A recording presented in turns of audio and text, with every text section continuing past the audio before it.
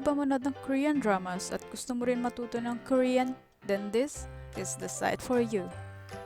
Just go to viki.com and pick the drama you want to watch.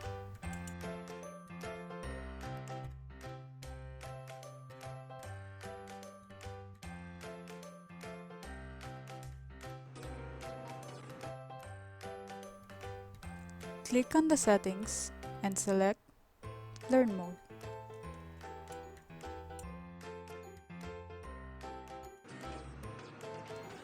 Fast forward siya natin ng konti. Hanap tayo na may subtitle.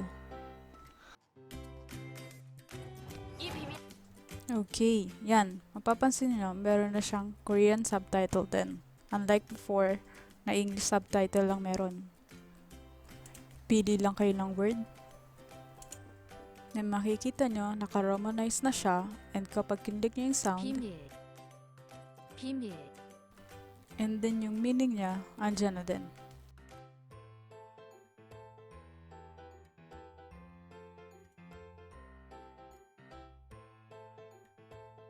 당시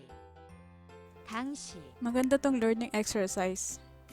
Kasi the more na mas marami kayong alam na vocabularies, mas madali kayong matututo ng Korean. 날은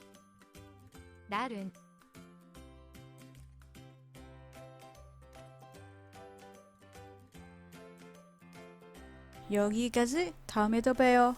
Bye. Till next time.